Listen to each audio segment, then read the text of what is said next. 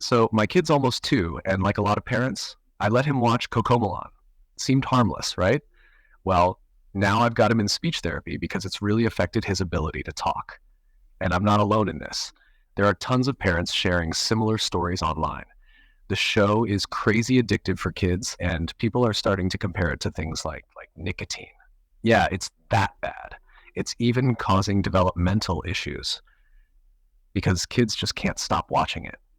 Now, why is Cocomelon so addictive? Well, one big reason is the colors. You've seen it. The bright blue, green, yellow. They're at full brightness all the time. These are the same intense colors used in slot machines, so they're designed to grab attention and keep it. The contrast between them is so sharp that it makes everything on screen pop. And it's way different from other shows like Bluey, where the colors are much softer and blend together. And then there's the repetition. Kids' brains are wired to learn through repetition, so naturally, they want to watch the same thing over and over. And Cocomelon takes full advantage of that. In the Yes Yes Playground song, for example, they repeat the same word 3 times in every sentence. It's like they're programming kids to get hooked. I've seen it firsthand. Turn on Cocomelon, and my son is like a zombie. He's glued to the TV, doesn't hear a thing, doesn't respond to anything. It's like the show puts him in a trance. And a lot of parents are saying the same thing. It's actually kind of scary. One thing that people point out a lot is the subtitles. They're not really there to teach reading. They're just another trick to keep kids watching.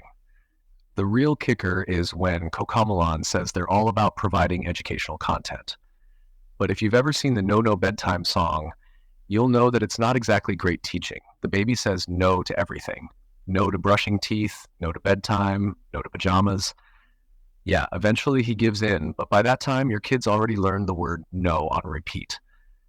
And guess what? Parents are saying their kids now love to say no to everything.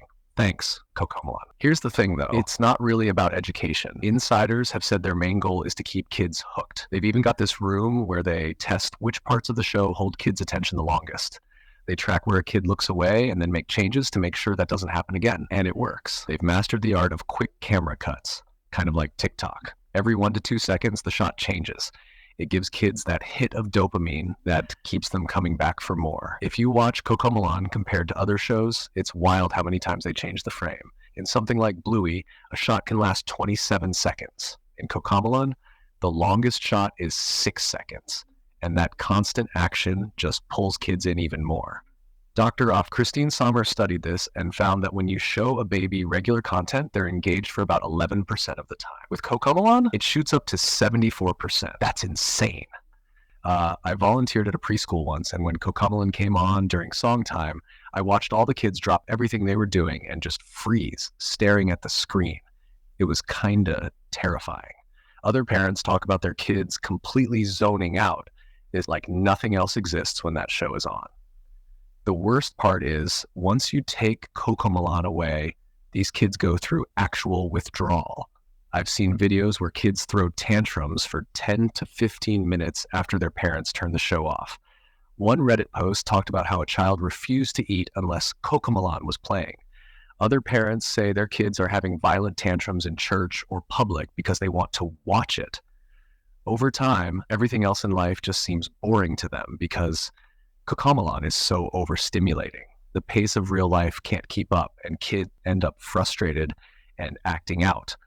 There are even stories of kids having speech problems because of this show. One mom shared that her 4-year-old knew words but couldn't form sentences after watching for 2 or 3 years. And experts back this up. Screen time in general can cause speech delays, but Cocomelon seems to be particularly bad.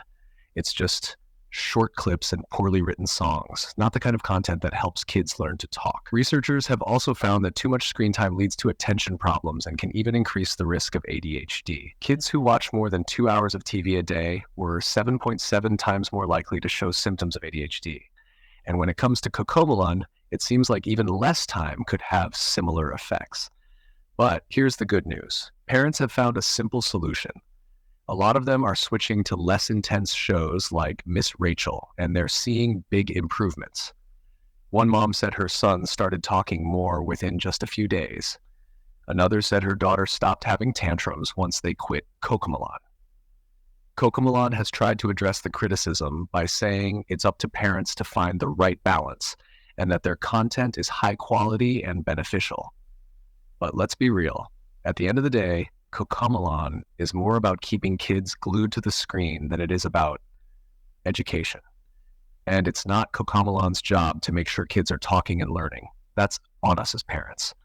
But what we can do is be aware of the impact this show can have and make better choices for our kids.